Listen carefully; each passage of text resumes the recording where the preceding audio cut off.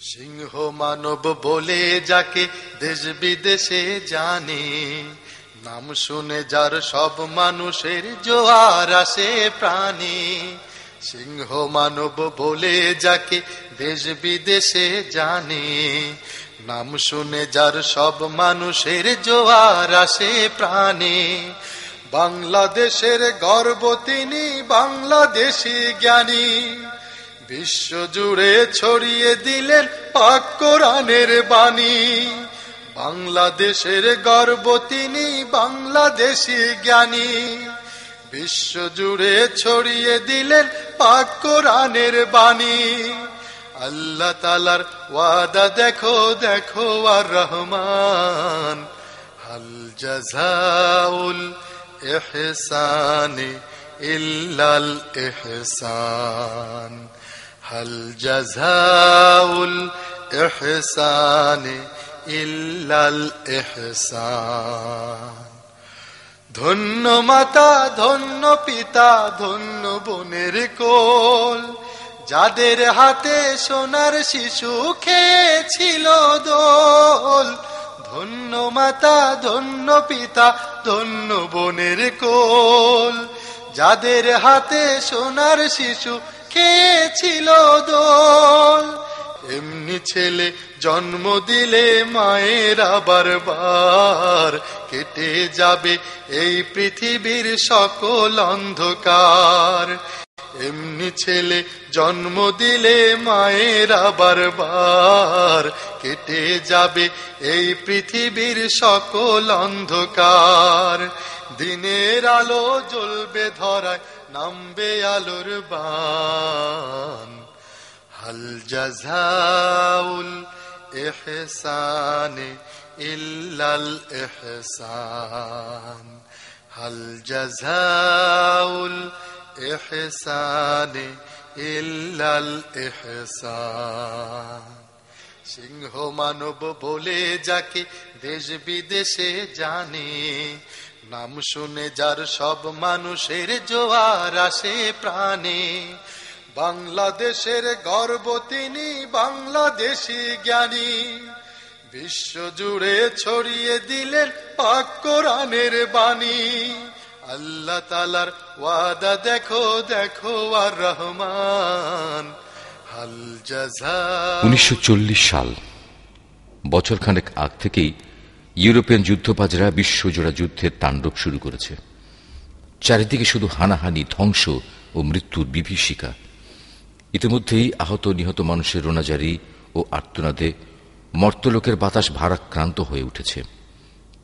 দেখতে দেখতে এ আগুন ছড়িয়ে পড়ল সবখানে, আকাশে, বাতাসে, অন্তরিক্ষে। সর্বগ্রাসী এ আগুনের পাশে পড়ে থাকল ৮৮ লাখ মানুষের লাশের একটি বিরাট স্তূপ। এ যেন গোটা মানব সভ্যতার নিথর মমি। প্রাচ্য ও পাশ্চাত্য জুড়ে যখন এই সভ্যতা বিধ্বংসী ও সংস্কৃতি বিলাসী যুদ্ধ তুঙ্গে, তখন 1940 সালের দিকে আমাদের ভূখণ্ডে একজন মানুষের আগমন হল। এ যেন যুদ্ধের দামামার পাশাপাশি শান্তির পায়গাম। কোরআন নাজিলের মাসে একজন কোরআন সাধকের আগমন, এ যেন আরশের মালিকের সাথে জমিনের বাসিন্দাদের এক সুমধুর সংযোগ। বঙ্গোপসাগরের কোল ঘেঁষে ভেসে ওঠা বদ্বীপ আমাদের এই বাংলাদেশ। শস্য শ্যামলা নদ নদী ঘেরা স্রষ্টার এক অপরূপ নিদর্শন এই দেশ। এদেশের মাটিতে ঘুমিয়ে আছেন শাহজালাল, শাহ মখদুম, খান জাহান আলী সহ আল্লাহর লক্ষ লক্ষ অলি, দরবেশ, বীর মুজাহিদ। খান জাহান আলীর স্মৃতিধন্য জনপদের পাশেই রয়েছে বৃহৎ বাংলাদেশের নানা গৌরব কথার অধিকারী বরিশাল। এই জমিনেই শুয়ে আছেন অবিভক্ত বাংলার অবিসম্বাদিত জননেতা শেরে বাংলা ফজলুল হক ও ইসলামী আন্দোলনের সাধক পুরুষ মৌলানা আব্দুর রহিম সহ আরো অনেক জ্ঞানী গুণী মনীষী। পিরোজপুর জেলার ঐতিহ্যবাহী একটি গ্রাম সাইদখালী। এই গ্রামের একজন ওলিয়ে কামেল, আলেমে দ্বীন মৌলানা ইউসুফ সাইদি। ফুরফুরা শরীফের সিলসিলার পীর হিসেবে তার খ্যাতি ব্যাপক। প্রতিদিন দলে দলে মানুষ আসে তার কাছে তার মূল্যবান নসিহত শোনার জন্য। আশেপাশের জেলাতেও ভক্তরা তাঁকে দাওয়াত করে নিয়ে যান। 1940 সালের হিজরি ক্যালেন্ডারে দিনটি ছিল 7ই রমজান, বৃহস্পতিবার। প্রভাতের সূর্যোদয়ের সাথে সাথে আরেক সূর্যের জ্যোতি নিয়ে মৌলানা ইউসুফ সাইদের ঘর আলোকিত করে জন্ম নিল শিশু দেলোয়ার। আল্লাহু আকবার ধ্বনি পৌঁছে গেল শিশুটির কর্ণকুহরে। কান্না থামার সাথে অবাক বিস্ময়ে সে শুনল আল্লাহর শ্রেষ্ঠত্বের ঘোষণা। অবাক বিস্ময়ে দেখল আল্লাহর সৃষ্টি এই পৃথিবী। ইউসুফ সাইদের পরিবারে নামল আনন্দের বন্যা। 1940 সন ফেব্রুয়ারি মাসের 1 তারিখ, রমজান মাসের 7 তারিখ, আর দিনটি ছিল বৃহস্পতিবার।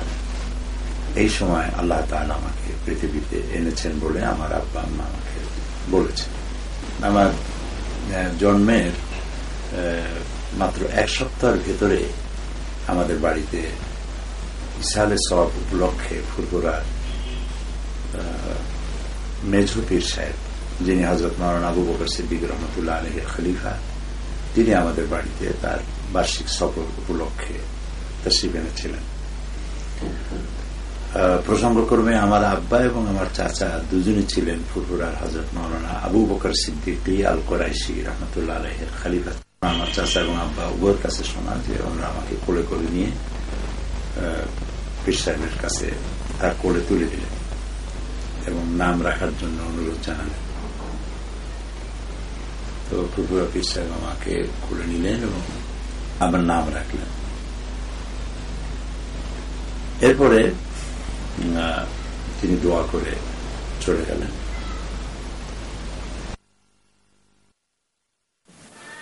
পিতা হযরত মাওলানা ইউসুফ সাইদের প্রতিষ্ঠিত মাদ্রাসাতেই শুরু হয়েছিল শিশু সাইদের প্রাতিষ্ঠানিক শিক্ষা। মাদ্রাসাটি আজ একটি পূর্ণাঙ্গ দ্বীনী শিক্ষা প্রতিষ্ঠানে রূপান্তরিত হয়েছে। এরপর দ্বীনী শিক্ষার উপর উচ্চতর ডিগ্রির জন্য খুলনা আলিয়া মাদ্রাসা ও সারসিনা আলিয়া মাদ্রাসায় লেখাপড়া করেন। 1962 সালে তিনি মাদ্রাসা শিক্ষার সর্বোচ্চ ডিগ্রি অর্জনের মাধ্যমে প্রাতিষ্ঠানিক শিক্ষা সমাপ্ত করেন। প্রাতিষ্ঠানিক শিক্ষা জীবন শেষে তিনি দীর্ঘ 5টি বছর ধর্ম, দর্শন, রাজনীতি, অর্থনীতি, রাষ্ট্রনীতি, পররাষ্ট্রনীতি, মনোবিজ্ঞান সহ বিভিন্ন মতাদর্শ ও ভাষার উপর বিশ্লেষণধর্মী গবেষণা করেন। এভাবে তিনি জ্ঞানের প্রতিটি শাখায় বিচরণ করেন। জ্ঞান পিপাসা মিটাতে দেশের প্রখ্যাত আলেম, দার্শনিক ও গবেষকদের সাথে তিনি মিলিত হন। বহু স্টাডি সার্কেল, সভা, সেমিনার ও ব্যক্তিগত আলোচনায় তিনি যোগদান করেন।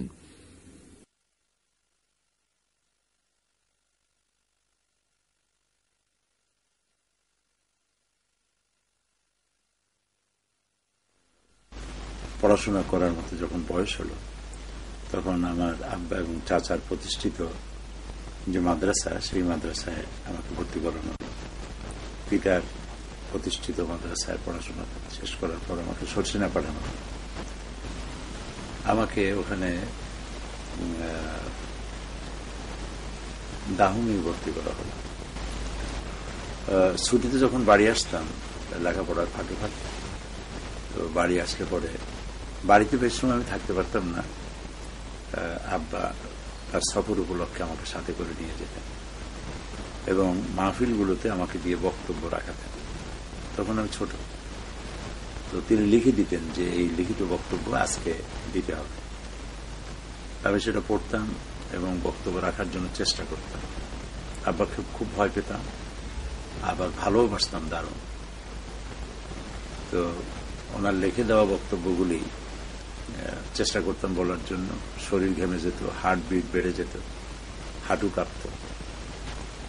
তো সেই অবস্থায় আস্তে আস্তে করে বক্তব্য রাখার একটা অভ্যাস, এটা আস্তে আস্তে তৈরি হতে লাগলো। এরপরে যখন আমি মাদ্রাসায় আবার যখন পড়াশোনা করার জন্য আসতাম, সরসিনা মাদ্রাসার আমার তখনকার যারা ওস্তাদ ছিলেন খুব বড় বড় আলেম ছিলেন এবং সব অলিউল্লাহ ছিলেন বলেই সকলের ধারণা, আমারও ধারণা তাই। তো তারা আমাকে খুব স্নেহ করতেন, আমাকে সাথে করে নিয়ে বিভিন্ন জায়গায় তারা মাহফিলে নিয়ে যেতেন, আশেপাশে যাচ্ছে সব জায়গায় মাহফিল হতো, ওনাদের নামের নিচে আমার নাম ছাপা হতো। তখন আমি দাখিল অর্থাৎ হাফতুম পাশ করেছি, আলেমে উঠেছি, তখনই ওই হুজুরদের সাথে আমার নাম মৌলানা হিসেবে তারা লিখত। এতে করে সহপাঠী যারা তারা অসন্তুষ্ট হতো, পোস্টার ছিঁড়ে ফেলত। প্রতি বৃহস্পতিবার দিন সপ্তাহে একদিন করে ডিবেট হতো, বিতর্ক প্রতিযোগিতা। এই প্রতিযোগিতায় আমি অংশ নিতাম সিনিয়রদের সাথে এবং যুক্তিভিত্তিক আলোচনার মাধ্যমে প্রতিপক্ষকে ঘায়েল করে মজা পেতাম। তো এইভাবে করে বক্তৃতার একটা ট্রেনিং হল। আমি প্রতি বৃহস্পতিবার দিন আমার উস্তাদদের মধ্যে থেকে কয়েকজন যাদেরকে বেশি সম্মান করতাম তাদের জামা কাপড়গুলো আমি নিয়ে আসতাম 2-4 জনের, এবং এগুলি এনে সাবান দিয়ে ধুয়ে পরিষ্কার করে হাত দিয়ে ভাঁজ করে বালিশের নিচে রেখে দিতাম, এবং এরপরে ওই কাপড় চোপড়গুলি শুক্রবার সকালবেলা ওনাদের কাছে দিয়ে আসতাম। ওনারা এগুলি গায়ে দিয়ে নামাজ পড়তেন আর আমাকে দোয়া করতেন। আবার মাঝে মধ্যে ছুটির দিনে ওনারা আমাকে ডাকতেন তাদের রুমে, এক রুমে তারা 3-4 জন থাকতেন, আমাকে ডেকে বলতেন ওয়াজ করো, আমরা ওয়াজ শুনবো। আমি জানি না কি ওয়াজ করতাম আর তারা কি শুনতেন। আধা ঘন্টা 20 মিনিট 40 মিনিট ওয়াজ করতাম, ওরা শুনতেন, আবার আমাকে দোয়া করতেন। এই সেই সাইদখালী গ্রাম। গ্রামের সবুজ প্রকৃতি আর মেঠো পথের ধুলি কণায় মিশে আছে মাওলানা সাঈদীর কৈশোর ও যৌবনের হাজারো স্মৃতি ও কথা।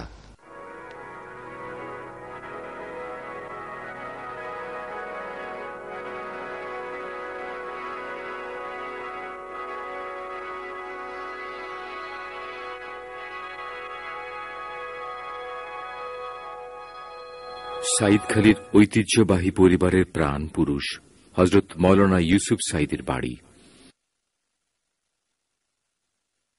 এই ঐতিহ্যকে ধারণ করে কালের সাক্ষী হয়ে দাঁড়িয়ে আছে সাইদখালী গ্রাম। এই বাড়িতে কেটেছে মাওলানা দেলওয়ার হোসেন সাঈদীর শৈশব। মাওলানা ইউসুফ সাঈদীর 6 সন্তান, 3 ছেলে 3 মেয়ে। এই 6 ভাই বোনের মধ্যে তিনি সবার বড়। আমি আমার দেশকে বড় ভালোবাসি, যত দূরে যাই ফিরে ফিরে চাই, যত দূরে যাই ফিরে ফিরে চাই, আমি আমার দেশে আবার ফিরে আসি। ভালোবাসি এ দেশের পাখ পাখালি, ভালোবাসি শিউলিও শাপলার হাসি, আমি আমার দেশকে বড় ভালোবাসি। মাওলানা দেলওয়ার হোসেন সাঈদী 1960 সালে মোহতারেমা সালেহা বেগমের সাথে বিবাহ বন্ধনে আবদ্ধ হন। একে একে তাদের 4 ছেলে, রফিক বিন সাঈদী, যিনি এদেশের একজন প্রতিশ্রুতিশীল তরুণ মুফাসসির, শামীম সাঈদী, মাসুদ সাঈদী ও নাসিম সাঈদী। মাওলানার কোনো মেয়ে নেই। তিনি এই অভাব পূরণ করেছেন এদেশের সম্ভ্রান্ত পরিবারগুলিতে ছেলেদের বিয়ে করিয়ে। আমি বড় হিসেবেও আমি মনে করতাম যে ভবিষ্যতে বড় হিসেব হতে পারে। তারপরে থেকে আস্তে আস্তে পড়াশোনা করার পরে অনেক কামেল পাশের পরে তো এই কোরআন হাদিসের ব্যাখ্যা করে আসতেছে পর্যন্ত আমি মনে করি আমার সামনে যত লোক পড়ছে পীরের দরবারে আল্লাহ রহমত অনেক জায়গায় ঘুরছি, কি পীরের সাথেও তুলনা করে দেখছি এমনি ধরনের হয় না। সাধারণ একটা লোক আসলে তারে বসতে না দিয়ে তিনি বসে না, যে যা যাইয়া বলে সেখানে তার সম্ভব মতন যারা যা পাইতে পারে তা দিয়ে থাকে। পারিবারিক জীবনে তিনি একজন আদর্শ ও পরিপূর্ণ মানুষের জীবন্ত প্রতীক। প্রথম থেকে মনে করেন আব্বা আমাদের প্রতি এমন ভাবে আচরণ করছেন যে এই অহংকারটা যেন কোনোভাবে প্রকাশ না পায়। এই কারণে আমরা প্রথমে আল্লাহ শুকরিয়া আদায় করি। মঞ্চের আব্বা আর আমাদের ঘরের আব্বা একরকম। অনেক রাগী দেখা যায় মঞ্চে ওঠার পর, বাসায় যখন থাকে তখন কিন্তু এইভাবে থাকেন না। আমাদের কাছে সবসময় ফ্রি অ্যান্ড ফ্র্যাঙ্ক। আমরা তো মোটামুটি বলা যায় যে বন্ধু। 12 জুনে নির্বাচনটা হলো। নির্বাচনে আপনার নির্বাচনের পরে 8টা সোয়া 8টার দিকে আব্বা নামাজ পড়ে খাওয়া দাওয়া করে শুয়ে পড়লেন। আমরা প্রচন্ড সবাই খুব টেনশনের মধ্যে। তো বিভিন্ন ডিসি অফিস, টিউন অফিস, নির্বাচনী আমাদের নির্বাচনী ক্যাম্প অফিস, এইসব জায়গায় আমরা দৌড়াদৌড়ি করতেছি। তো 1টা-1.5টার দিকে আব্বা তো তখনও ঘুম, সকালবেলা আব্বার সাথে যখন কথা হইলো তখন যে কথাটা বললেন, যে প্রশ্ন করলাম যে এরকম আপনি নিশ্চিন্তে কিভাবে ঘুমায় পড়লেন, তখন বলতেছে আমার গত 2 মাসে নির্বাচনের যে কাজ করার তা করছে। আমার ভোট দেওয়ার দরকার ছিল, ভোট দিচ্ছি, জনগণের কাছে ভোট চাওয়ার দরকার ছিল, ভোট চাইছি, কিন্তু এখন যা করার তা আল্লাহ করবে।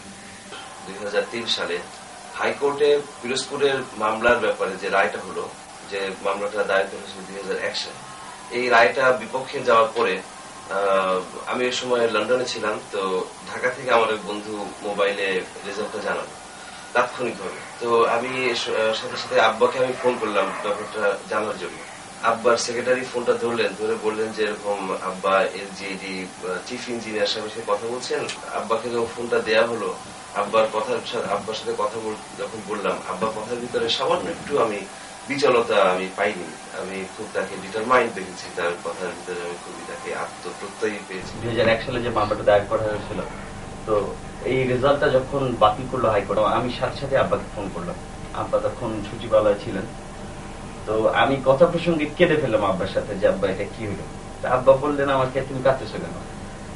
যেটা আল্লাহর তরফ থেকে যেটা কল্যাণকর সেটাই হবে। তো এরপরে যখন আব্বা আপিল করলেন এবং সুপ্রিম কোর্ট থেকে স্টে অর্ডার চলে আসলো, হাইকোর্টের রায়টা যখন বাতিল হয়ে গেল, তখন আমার কাছে মনে হলো আসলে একজন মুমিন বান্দার জন্য আল্লাহ কতটা কি করতে পারেন, আমরা খুব কাছে থেকে জিনিসটা দেখতে পাই। নামাজের ব্যাপারে একটা কথা বলতে চাই, সেটা হলো এরকম যে আব্বার তাফসীর মাহফিল মধ্যে আব্বা মোনাজাতের আগে মানুষদেরকে নামাজের ব্যাপারে ওয়াদা করার, নামাজ যেন না ছাড়েন। আমি 1989 সনে প্রায় দীর্ঘ 4 মাসের মতো অসুস্থ ছিলাম। তো সিঙ্গাপুর মাউন্ট এলিজাবেথ হসপিটালে আমি প্রায় 1.5-2 মাস ছিলাম। আমার 4টা অপারেশন হলো ওখানে। তো হসপিটাল থেকে যখন আমাকে হোটেলে নিয়ে আসলেন, আপা তখন বললেন যে তুমি যখন নড়াচড়া করতে পারছো, তোমার কাজা নামাজগুলি তুমি এখন আদায় করো। আমি তখন সামান্য হয়তো ডান দিকে হয়তো বাম দিকে খুব সামান্যই কাজ হতে পারি, কিন্তু ওই মুহূর্তেও আব্বা মানে আমাকে নামাজের কথা স্মরণ করে দিলেন। 2001 সালের 1 অক্টোবর নির্বাচনের দিন রাতের বেলা 12টার দিকে মোটামুটি সবাই ওয়েট করতেছে ফাইনাল রিপোর্ট জানার জন্য। আব্বা ওই সময় শুয়ে পড়ছেন, ঘুমায়ও পড়ছেন। আব্বার বেডরুমের বাইরে একটা সিটিং রুম ছিল, ওখানে বিভিন্ন লোকজন একসাথে বসেছিল এবং টিভিতে রেজাল্ট পাওয়ার জন্য ওয়েট করত। রাত 3:30 কি 4টার দিকে ডিসি অফিস থেকে ফাইনাল রেজাল্ট আসলো যে নির্বাচন আমাদের পক্ষে আসছেন। এই খবরটা জানার সাথে সাথে ঘরের 25-30 জন লোক সবাই একটু গুঞ্জন বা একটু শব্দ করতেছিল আনন্দের কারণে, আর বেশি শব্দ করতে পারতেছিল না এই কারণে যে আব্বার হয়তো আবার ঘুম ভেঙে যেতে পারে, কারণ পাশের রুমে আব্বার ঘুম কোন কারণে ভেঙে গেছে। আব্বা দরজাটা খুলে বাইরে আসলেন। ওই রাত্রে আমি একদম সামনে ছিলাম। তো স্বাভাবিকভাবেই মানে সবাই আশা করতেছিল বা আমি নিজেও ভাবতেছিলাম হয়তো খুব টেনশন নিয়ে বা কি হয়েছে খবরটা জানার জন্য আসবেন এবং হয়তো একটুটা নেগেটিভ হইতে পারে, এই ধরনের একটা উৎকণ্ঠা চেহারা থাকতে পারে। কিন্তু বড় অবাক হয়ে খেয়াল করলাম যে আব্বার মুখ একেবারে হাসি মুখ। তিনি এমন সুন্দরভাবে বেরিয়ে আসছেন যেন আজকে কিছু একটা রেজাল্ট হবে, এটা নেগেটিভ হইতে পারে, পজিটিভ হইতে পারে, কোনো টেনশন তার ভিতরে ছিল না। তো যখন তিনি শুনলেন, জিজ্ঞেস করলেন কি খবর, সবাই যখন বললো যে আল্লাহ আমাদেরকে বিজয় দান করছেন এবং সেটার ব্যবধান 34,000, তো তিনি একটু হাসলেন এবং আলহামদুলিল্লাহ বললেন। খুব বিজয় যে একটা আনন্দ ওই রকম কিছু প্রকাশ পেল না তার ভিতরে। এবং লোকজন যখন বললো যে আমরা এখনই একটা বিজয় মিছিল করতে চাই, আব্বা বললেন যে এত রাত্রেবেলা বিজয় মিছিল করে লোকজনকে ডিস্টার্ব করা দরকার নেই, বরঞ্চ তোমরা এখন ফজরের সময় কিছু বাকি আছে, তোমরা সবাই তাহাজ্জুদে নামাজ পড়ো। এই অভিযোগটা কেউ করতে পারবে না যে আব্বাকে আমরা কাছে পাই না, অথবা আমি এবং আমাদের ভাইদের যে ওয়াইফরা তারা বলতে পারবে না যে আমরা আমাদের শ্বশুর থেকে যে স্নেহটা পাওয়া দরকার সময়ের কারণে সে দিতে পারেন না। এরকম অভিযোগ আমাদের ফ্যামিলিতে কেউ করতে পারবে না। ইভেন ছোট ছোট বাচ্চারা তারা পর্যন্ত সঠিকভাবে সময় পান। এরপরে আমাদের ফ্যামিলির প্রত্যেকেরই প্রয়োজন, ফ্যামিলি মেম্বার যারা আছে এবং ফ্যামিলির সাথে রিলেটেড যারা, প্রত্যেকেরই আত্মীয় স্বজন প্রত্যেকেরই সমানভাবে উনি খোঁজ খবর নেন, কে কোথায় কি করছে না করছে, কার কি সুবিধা অসুবিধা সব দিকে খোঁজ খবর নিজে থেকেই রাখেন।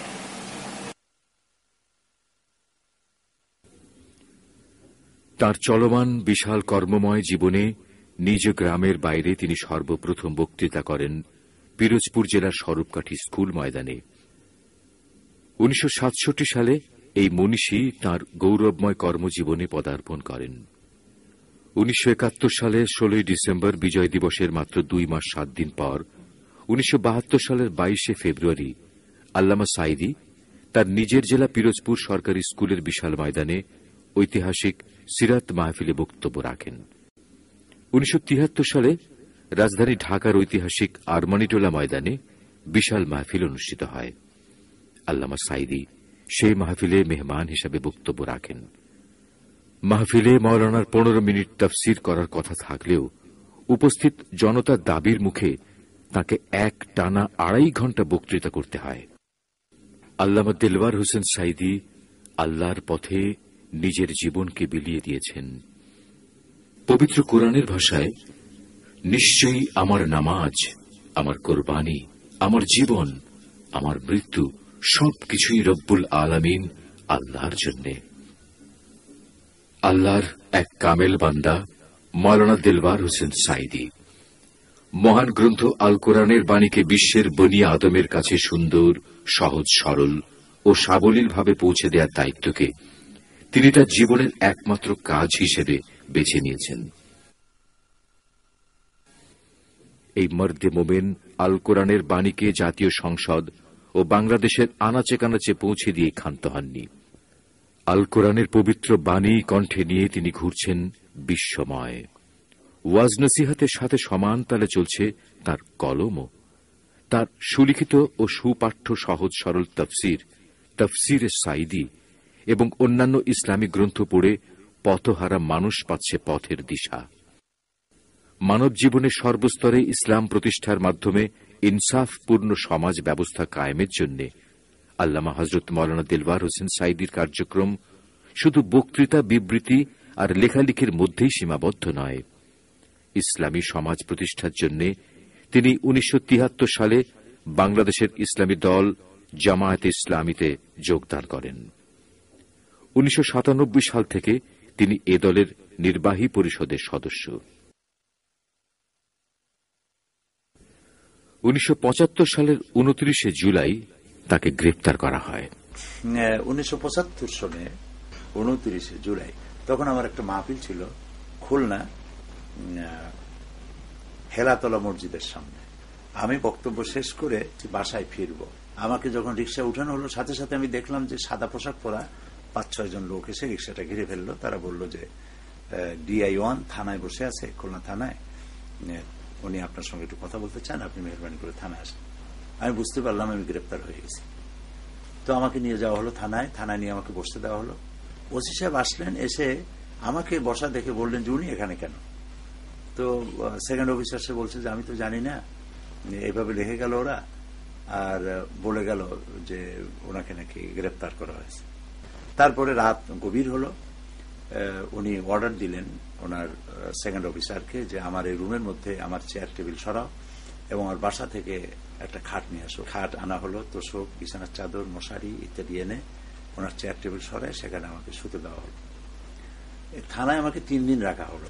3 দিনের দিন অর্ডার হলো যে আমাকে ঢাকায় পাঠাতে হবে। তখন ওসি সাহেব তিনি দাওয়াত দিয়ে আমাকে তার বাসায় নিয়ে গেলেন এবং কিছু খাবারের ব্যবস্থা করলেন।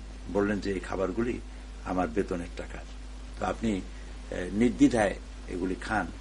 উনি খুব নাম করা ওসি ছিলেন, আমার মনে আছে তার নাম ছিল বাদশা মিয়া। শেখ মুজিবুর রহমান সাহেব তাকে খুব আদর করতেন। তো বাদশা মিয়া তিনি আমাকে বললেন, থানায় কোনো রথী মহারথী গ্রেপ্তার হয়ে আসলে তাকে খাট দিয়ে শোয়ানো হয়, মশারি টানায়, আমার সার্ভিস লাইফে আমি দেখি নাই। আমি আপনার জন্য এটা কেন করলাম তাও আমি জানি না, এটা বললেন। আর একটা বললেন যে আপনি একটা দোয়া পড়বেন। উনি আমাকে দোয়া শেখাচ্ছেন, একটা দোয়া পড়বেন। কি দোয়া? তিনি বললেন যে আপনি যখনই কোনো সমস্যার সম্মুখীন হবেন তো বলবেন আল্লাহুম্মা ইন্না নাজআলুকা ফি নুহুরিহিম ওয়া নাউযু বিকা মিন শুরুরিহিম। তাই আমি বললাম আপনি এটা জানেন কি করে? তিনি বললেন যে এখানে মাওলানা মওদুদী সাহেব আসছিলেন, এই যে হাদিস পার্কে, খুলনা হাদিস পার্কে তিনি বক্তব্য রাখছিলেন, তিনি হাদিস থেকে এটা উল্লেখ করেছিলেন, আর আমি ডিউটিতে ছিলাম, আমি এটা নোট করে নিয়েছিলাম, মুখস্থ করে নিয়েছি। তো আমি দেখলাম যে লোক আল্লাহর মেহেরবানি হাদিসের খোঁজ খবর রাখে। আমি বললাম, তো আমার এটা তো মুখস্থ আছে, আপনি স্মরণ করেন, আপনাকে ধন্যবাদ। পুলিশ লাইন থেকে 5 জন পুলিশ এলো, একজন হাবিলদার সহ 5 জন পুলিশ। তাদের কাছে দেখলাম দড়ি আছে, আর আছে তাদের কাছে হ্যান্ডকাপ। তোরা জিজ্ঞেস করছে, স্যার কাকে নেব, ঢাকা কাকে নিতে হবে? তো এটা বলার পরে ওসি সাহেব বললেন যে তাদের ধারণা ছিল যে আসামি হাজতের মধ্যে। তিনি বললেন যে না, এই তো আমার সামনে বসা। তো আমার একটা কালো জামা গায়ে যাওয়া ছিল, সাদা একটা রুমাল ঘাড়ে ছিল, হাতে একটা তসবি ছিল, আমি বসে আছি। তো ওরা দেখে আটকে উঠেছে। তো এখন ওরা আমাকে কিভাবে নিবে? তখন দেখলাম ওরা পাশে গিয়ে পরামর্শ করতেছে, ফিসফিস করে পরামর্শ করছে। আমি শুনতে পাচ্ছি তারা বলছে হ্যান্ডকাপ পরাবো কি পরাবো না, এই নিয়ে তাদের মধ্যে 2টা ভাগ হয়ে গেল। একজনে বলছে পড়াও, আর 4 জনে বলছে না, দরকার নেই। তারপরে তারা সিদ্ধান্তহীনতায় ভুগছে। দারোগার কাছে, ওসি সাহেবের কাছে গিয়ে জিজ্ঞেস করলো যে আমরা এখন কি করব, আমরা তো সাহস করতেছি না হ্যান্ডকাপ পরাবার জন্য। তো ওসি সাহেব বললেন যে আমি তো এটা বলতে পারবো না, যেহেতু উনি আমার এখানে 3 দিন ছিলেন, নিজের ইচ্ছা কোনো সেন্ট্রি ছাড়াই তিনি গেছেন, উজু করতে গেছেন, গোসল করতে গেছেন, নামাজ পড়ে মসজিদে আবার এখানে ফিরে এসে বসছেন, আমি কোনো পুলিশ ওনার পিছনে লাগাইনি। এখন লম্বা পথ তোমরা নিবা, তোমরাই চিন্তা করো কি করবা। কিছুক্ষণ ভেবে হাবিলদার তিনি বললেন যে, আমার দিকে তাকিয়ে বললেন যে আমার কোন ক্রমে আমার যদি চাকরি চলেও যায় তা আমার পক্ষে সম্ভব না আপনাকে হ্যান্ডকাপ পরানো। তা আমি আপনাকে এইভাবে নিয়ে যাব, তবে আপনি লক্ষ্য রাখবেন আমাদের চাকরিটা যাতে নষ্ট না হয়। তাই আমি বললাম আপনারা নিশ্চিন্ত থাকতে পারেন। তা আমাকে নিয়ে তারা ট্রেনে উঠলো। সারাটা পথ তারা নির্বিঘ্নে ঘুমালো, আর আমি কমলাপুর স্টেশন পর্যন্ত খুলনা থেকে তাদের এই রাইফেলগুলি পাহারা দিলাম। এরপরে কমলাপুর স্টেশন থেকে নেমে ফজরের নামাজ পড়ে তারপরে তারা রাজারবাগ পুলিশ লাইনে আমাকে নিয়ে আসলো। এখানে আমাকে ঢুকাবার সময় হাবিলদার দেখি, হাবিলদার কাঁপতেছে এবং 10 টাকা না 20 টাকার একটা নোট হবে আমাকে দিয়ে বলল যে এটা আমার হালাল টাকা, আপনি এটা রাখেন, কোন সময় হয়তো আপনার প্রয়োজন হতে পারে, তখন আপনি এটা কাজে লাগাবেন। তো আমি দেখলাম তার চোখে পানি দেখে আমি চিন্তা করলাম যে আমি যদি এটা প্রত্যাখ্যান করি, যদি না নেই, তো বেচারা মনে কষ্ট পাবে। আমি তার কাছ থেকে টাকাটা নিলাম এবং তার জন্য আমি দোয়া করলাম। তারা আমাকে ওখানে রেখে চলে গেল। আমাকে যে রুমে রাখা হলো, আমি ঢুকে দেখলাম সেখানে সমস্ত শরীর কাটা ফাটা, রক্ত, তারপরে চোখে পানি, কান্দাকাটি করতেছে 8-10টা যুবক ছেলে সেখানে বসা। সেখানে নিয়ে আমার বসাইল। আমি জিজ্ঞেস করলাম তোমরা কারা? তারা বললো যে আমরা সিরাজ শিকদারের দল করি। তো তোমাদের মারছে কোথায়? তো বললো যে আমাদের 3 তলা ডেকে নিয়েছিল, ওখানে আমাদের মারপিট করেছে, নানান রকমের জিজ্ঞাসা ইত্যাদি করেছে। এর মধ্যে এক পুলিশ এসে আমাকে বললো যে দেলাওয়ার হোসেন সাইদিকে। আমি বললাম আমি। বললো যে চলেন 3 তলায়। এখন এইদিকে এদের 3 তলা দিয়ে মারিয়ে পাঠাইছে, আর আমাকে সেই 3 তলায় ডাকতেছে। তখন আমি ভাবলাম যে এই হাসর বোধহয় আমারও হবে। আমার এ ধারণা হলো যে এতদিন আমি সাহাবায়ে কেরামদের, ইসলামের সাহাবায়ে কেরাম এবং ইসলামী আন্দোলনের যারা নেতৃত্ব দিয়েছেন উপমহাদেশে অথবা পৃথিবীতে, তারা যে দিনের কথাগুলি বলে টর্চার্ড হয়েছেন, সম্ভবত এটা আমার কিসমতে আছে। এটি আমি মনে করে মানসিকভাবে প্রস্তুতি নিয়ে আমি চলে গেলাম। 3 তলায় আমাকে নেওয়া হলো। আল্লাহর মেহেরবানি, সেখানে গিয়ে আমার ধারণার ব্যতিক্রম জিনিস দেখতে পেলাম। 2 জন অফিসার ছিলেন ওখানে বসা। তারা আমাকে প্রশ্ন করলেন এবং সেই প্রশ্নগুলি ছিল, আমি দেখলাম এত বড় ফাইল আমার সামনে আনা হয়েছে। ফাইলগুলি 1972 থেকে শুরু করে 75 পর্যন্ত আমি কোথায় কি বলেছি তাই। তারা বলল যে আপনি অমুক জায়গায় মোনাজাতে বলেছিলেন যে আল্লাহ তাআলা কাফেরদের হাত থেকে আমাদেরকে রক্ষা করো, এটা কেন বলেছেন? তাই বললাম তো এইটা আমি তো কাউকে লক্ষ্য করে বলিনি, এটা আল্লাহর শিখানো। তো আল্লাহ বলেছেন ফানসুরনা আলাল কওমিল কাফিরিন, আল্লাহ তাআলা কাফেরদের মোকাবেলা আমাদেরকে তুমি সাহায্য করো, তুমি আমাদের মনিব, তুমি আমাদের মাওলা। আমি সেটা বলেছি। কেউ এটা নিজের গায়ে টেনে নেবে আমি তো সেজন্য বলিনি। তো এইভাবে অনেক আমাকে ইন্টারোগেট করা হলো। তারপরে আমাকে বিকেলবেলা পাঠায় দেওয়া হলো। সন্ধ্যার একটু আগে জোড়ায় জোড়ায় হ্যান্ডকাপ পরানো হলো, একজনের ডান হাত আর একজনের বাঁ হাত, এভাবে করে দেওয়া হলো। ওই সেদিন আমাকে হ্যান্ডকাপ পরানো হলো। তো আমি চিন্তা করলাম যে এটাও একটা সুন্নত হয়ে গেল। ইউসুফ আলাইহিস সালাম জেলে গিয়েছিলেন, বহু নবী পয়গম্বর আল্লাহর ওলিদের হাতে হ্যান্ডকাপ পরেছেন। তো আমাকে নেওয়া হলো, এটা হচ্ছে শাহবাগ পুলিশ কন্ট্রোল রুম, সেখানে ঢুকানো হলো। ওরা একজন একজন করে খুলতেছে আর ভিতরে ঢুকাচ্ছে। তো সেই অবস্থায় আমাকে একটা পুলিশ দাড়িওয়ালা বুড়া মানুষ, সে ঢুকাচ্ছে একজন একজন করে। যখন আমি পালাক্রমে যখন আমি আসছি, তখন ওই আমার সাদা পাজামা আর কালো জামা দেখে আমার দিকে তাকায় এসেছে, হার দিকে তাকায়া এটা খুলতে ছিল, আর পুলিশটা কেঁদে ফেললো, বললো যে আহারে এইসব মানুষ ধরা আরম্ভ করেছে, দেশ তো থাকবে না। ঠিক এই কথাগুলি তিনি বললেন। আমি ভিতরে ঢুকলাম, সবাইকে ঢুকাবার পর এই পুলিশ বেচারা ঢুকছে আমার রুমে। রুমটা খুবই সংকীর্ণ। পুলিশ এসে আমাকে বলল, ওই সেই পুলিশটা যে আমাকে ওখান থেকে ছাড়লো, সে এসে বলল যে এখানে তো খাবার খুব নিম্নমানের, আপনার কাছে যদি টাকা থাকে তাহলে টাকা দেন, আমি আপনার খাবার এনে দিই বাইরের থেকে। তো আমি ওই সেই হাবিলদারের দেওয়া সেই টাকাটাই ছিল আমার কাছে পুঁজি, আমি সেটা তাকে দিয়ে দিলাম। সে তখন আমার জন্য খাবার নিয়ে আসলো। আমি সেই খানা খেয়ে, ঘুম আসতেছে না, এই পরিবেশ তো জীবনে পড়ি নাই কখনো, বিনা বালিশে বিনা বিছানায়। আমার কাছে শুধু একটা ছোট্ট কোরআন শরীফ ছিল, আর একটা রুমাল, আর কিছুই নাই, জামা আর পাজামা, বাস শেষ। এরপরে স্বপ্নে দেখি, সেই গভীর রাত্রে স্বপ্নে দেখছি বৃষ্টি পড়তেছে, মুষলধারে বৃষ্টি। সেই বৃষ্টিতে ছাদ চোঁয়া পানি পড়তেছে। আমি যে রুমে ছিলাম সেই রুমে পানি পড়ে একেবারে আমার খাটের কাছাকাছি এসে গেছে। তখন আমার ঘুম ভেঙে গেল এবং আমি চিন্তা করতে লাগলাম যেটা কি দেখলাম। পরে আমার ধারণা হলো যে বৃষ্টি আল্লাহর রহমত। তো আমি চিন্তা করলাম যে বর্তমান যে শ্বাসরুদ্ধকর অবস্থা চলছে সারা বাংলাদেশে, আল্লাহ তাআলার পক্ষ থেকে কোনো রহমত, কোনো কল্যাণ গোটা জাতির প্রতি হবে বলে আমি স্বপ্নের দ্বারা আমি অনুমান করলাম। এরপর আবার আমাকে নিয়ে আসা হলো রাজারবাগ পুলিশ লাইনে, সেখানে আবার ইন্ট্রোগেট করা হলো, আবার নিয়ে যাওয়া হলো সেখানে। তৃতীয় দিন আমাকে 15 days ডিটেনশন দিয়ে জেলখানায় পাঠিয়ে দেওয়া হলো, ঢাকা সেন্ট্রাল জেল। নতুন অভিজ্ঞতা, জীবনে কখনো জেলে যাইনি।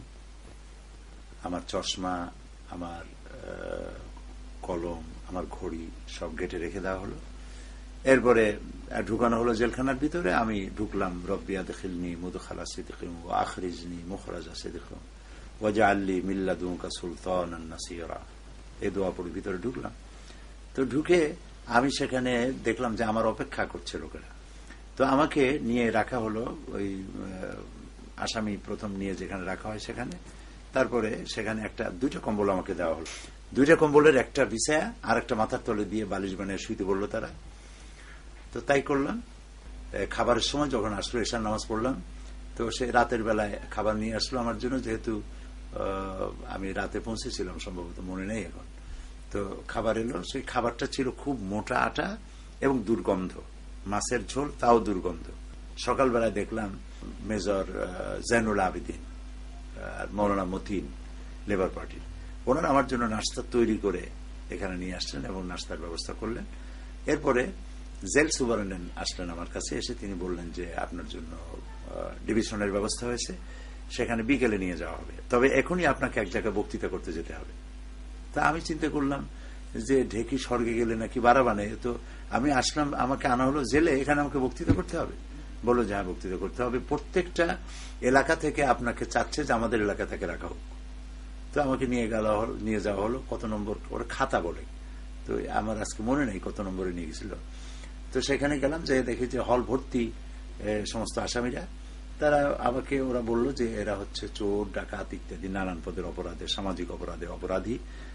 আমি সেখানে 1 ঘন্টা বক্তৃতা করলাম চরিত্র সৃষ্টির উপরে, কোরআন এবং হাদিস দিয়ে। খুব কান্দাকাটি তারা করলো, মোনাজাত করলাম। বিকাল আসলো, বিকাল বেলায় আমাকে পুলিশেরা এসে নিয়ে গেল আরেকটি এরিয়া, এটা ডিভিশন এরিয়া। ওইখানে নিয়ে 10 নম্বর রুমটা আমাকে দেওয়া হলো। আমি সেই রুমের মধ্যে ঢুকলাম, তখন জেল সুপারিনটেন্ডেন্ট আমাকে বললেন যে এখানে মৌলানা ইউসুফ সাহেব, উনি এখানে ছিলেন 22 মাস, এটা আপনার জন্য বরাদ্দ হলো। তা আমি বললাম, উনি তো আমার উস্তাদ, জামাত ইসলামী বাংলাদেশ জামাত ইসলামীর, উনি হচ্ছেন নায়েবে আমির এবং আমার উস্তাদ। আমি ওনার কাছে জালালাইন শরীফ পড়েছি, তাফসীর পড়েছি। তো ভালোই হলো, আমি উস্তাদের রুমে আসলাম, দেখি ওখানে একজন কোরআন শরীফ ঝুলছে। কোরআন শরীফ খুললাম, খুলে দেখি যে এটা উনি রেখে গেছেন, হয়তো ভুলে রেখে গেছেন। ওনার অনেক নোট দেখলাম, কোরআনের পাতায় পাতায় বিভিন্ন নোট লাগানো, ওইটা আমি আমার জন্য নিয়ামত মনে করলাম। এরপর আমাকে একটা ফালতু দেওয়া হলো। ডিভিশন যাদের হয় তাদেরকে একজন খাদেম দেওয়া হয়, খাদেমকে জেলের পরিভাষায় ফালতু বলা হয়। বিছানাপত্র সব দিল, বললো যে মশারি দিতে পারলাম না, বিছানার চাদর, তোষক ইত্যাদি সব দেওয়া হলো, মশারি দিতে পারলাম না, আগামীকাল ব্যবস্থা হবে, এটা বলে তারা চলে গেল। সন্ধ্যার দিকে দেখি, সন্ধ্যার একটু পরে দেখলাম এক পুলিশ ছুটি আসছে একটা মশারি নিয়ে, বললো যে অলি আহাদ। তিনি, আপনি মশারি পান নাই জেনে তার নিজের মশারিটা খুলে আপনার জন্য পাঠিয়ে দিয়েছেন। আমি দোয়া করি আল্লাহ তাআলা তার ইমানের মওত দিন, তার আর যতদিন বাঁচেন সুস্থভাবে বাঁচুন। আমি দেখলাম যে নামাজ পড়ে না কেউ, 2 জন কি 3 জন নামাজ পড়ে, বাকিরা বেনামাজি। তো আমি তখন তাদেরকে চিন্তা করলাম যে প্রথমেই নামাজের দাওয়াত দিয়ে কেমন হবে, এদের সাথে আমি পার্সোনাল কন্ডাক্ট, পার্সোনাল ফ্রেন্ডশিপ করলাম খাবার দিয়ে। জেলখানায় খাবার খুব লোভনীয়, আমার কাছে চতুর্দিক থেকে হাদিয়া চলে আসতে লাগলো, নারায়ণগঞ্জ থেকে, ঢাকার বিভিন্ন এলাকা থেকে হরলিক্স আসতে লাগলো, হরলিক্স, চিড়া, জেলখানায় শুকনা যেসব খাবার ইত্যাদি দেওয়া জায়েজ আছে সেগুলি আসতে লাগলো। আর আমি এই খাবারগুলি তাদেরকে দিতে লাগলাম, এতে তারা দারুণ খুশি এবং আমার কাছে আসতে লাগলো। আমি তাদেরকে দিনের বেলায় বিভিন্ন রুমে রুমে গিয়ে গিয়ে কোরআন শরীফের তাফসীর শোনাতাম এবং এরপরে নামাজের দাওয়াত দিলাম। তো আল্লাহর মেহেরবানি নামাজি বাড়তে লাগলো। যখন আমি জেলে ঢুকেছি 15 দিন হয়ে গেছে, তখন একজন পুলিশ এসে আমাকে খবর দিল যে সব উলট পালট হয়ে গেছে। কি উলট পালট হলো? বলল যে শেখ মুজিবুর রহমান সাহেব তিনি নিহত হয়েছেন এবং তার পরিবর্গ সব নিহত হয়েছেন। তো আমি তখন চিন্তা করলাম যে এটা কারা করলো। পাশেই ছিল উর্দু রোড, আমার রুমটা যেখানে ছিল পাশে উর্দু রোড। উর্দু রোডে ওখানে অনেকগুলি বড় বড় বিল্ডিং আছে, 3 তলা 4 তলা 5 তলা এরকম। তো এক বাড়িওয়ালা, আমি যেন রেডিওর খবর সকালের বেলা শুনতে পারি সেজন্য সে রেডিওটা বারান্দায় রেখে ভিতরে থাকতো, আমি সকালবেলায় রেডিওর খবরটা শুনতাম। তো রেডিও বাজতেছিল, খবর হলো, খবরের পরে গান শুরু হলো। গানগুলি ছিল হামদ এবং নাত, নজরুল ইসলামের গান ছিল।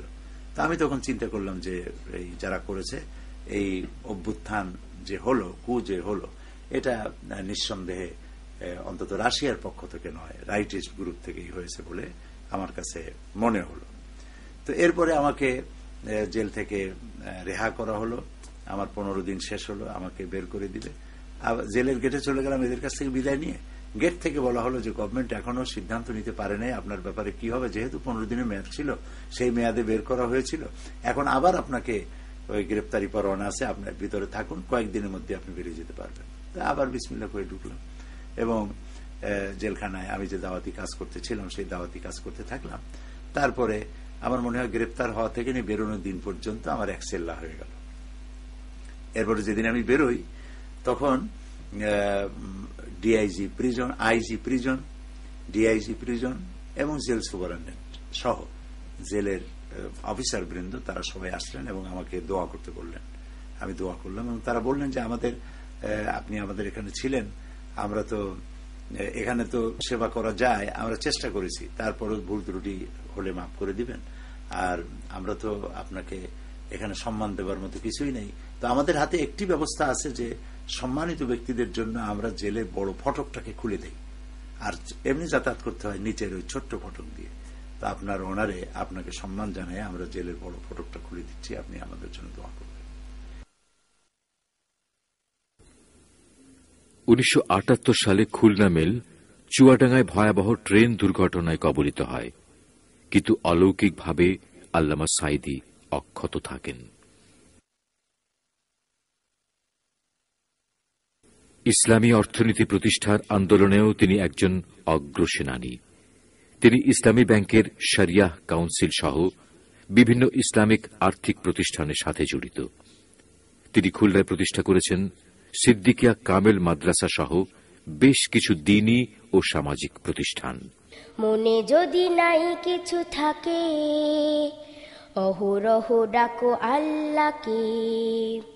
জ্ঞান যদি নাই থাকে, এক কাজ করো, রব্বি জিদনি ইলমা পড়ো, রব্বি জিদনি ইলমা পড়ো। মনে যদি নাই কিছু থাকে। চেয়ারম্যান হিসেবে দায়িত্ব পালন করছেন জামিয়া দ্বীনিয়া টঙ্গী, জামিয়া কাশেমিয়া নরসিংদী, দেশের বাইরের বিখ্যাত শিক্ষা প্রতিষ্ঠান সাবেক ইসলামিক কলেজ লন্ডন ইউকে এবং নিউ ইয়র্ক ইসলামিক স্কুলের উপদেষ্টার দায়িত্ব পালন করছেন। তিনি ইত্তেহাদুল উম্মার প্রেসিডিয়াম সদস্য থেকে আলেমদের ঐক্যবদ্ধ করার চেষ্টা করে যাচ্ছেন। আন্তর্জাতিক খ্যাতিসম্পন্ন ব্যক্তিত্ব মৌলানা দেলওয়ার হোসেন সাঈদী রাবেতা আলামে আল ইসলামের উপদেষ্টা বোর্ডেরও সদস্য। একবারে শতবারে বারে বারে পড়ো, পড়ো আর তার কথা স্মরণ করো। তার নাম রহমান, সব কিছু তার দান, ভুলো না এ কথা তাকে স্মরণ করো। রব্বি জিদনি ইলমা পড়ো, রব্বি জিদনি। 1996 সাল থেকে তিনি পিরোজপুর 1 আসনের প্রতিনিধি হিসেবে সংসদ সদস্য নির্বাচিত হন। তিনি যখন মাত্র 2 জন সঙ্গী নিয়ে পার্লামেন্টে ইসলামের সম্পূর্ণ বিরোধী শক্তির সামনে কথা বলতেন, তখন পার্লামেন্ট সরগরম হয়ে উঠত। দরবারে লাখো শুকরিয়া আদায় করছি। এরপর এই সংসদের জন্য, এই সংসদ গঠনের জন্য যারা আত্মত্যাগ করেছেন, যারা তাদের অমূল্য জীবন দান করেছেন, তাদের জন্য আমরা আমাদের অন্তরের অন্তঃস্থল থেকে মুবারক তাদের জন্য শ্রদ্ধা জানাই এবং তাদের আত্মার মাগফিরাত কামনা করছি আল্লাহ পাকের দরবারে। মাননীয় স্পিকার, দায়িত্বশীল এবং জবাবদি এই সংসদের আপনি স্পিকার মনোনীত হয়, ব্যক্তিগতভাবে আমি এবং আমার দল জামাত ইসলামীর পক্ষ থেকে আপনাকে আন্তরিক মোবারকবাদ জানাচ্ছি।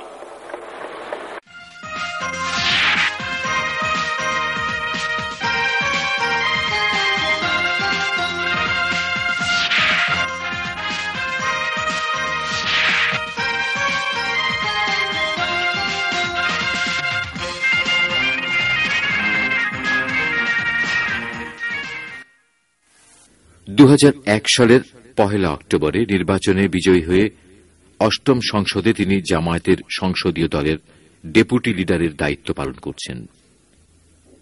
জাতীয় সংসদে মাওলানা দেলওয়ার হোসেন সাঈদীর বলিষ্ঠ ভূমিকার উল্লেখযোগ্য কিছু বিষয় হচ্ছে, তিনি সংসদের কার্যবিধির 267(2) বিধি অনুযায়ী সংসদ সদস্যদের সংসদে প্রবেশ ও বের হওয়ার সময় মাথা ঝোঁকানোর শিরক রীতি বাতিল করে সালাম জানানোর রীতি চালুর দাবি উত্থাপন করলে বিনা আপত্তিতে তা পাশ হয়।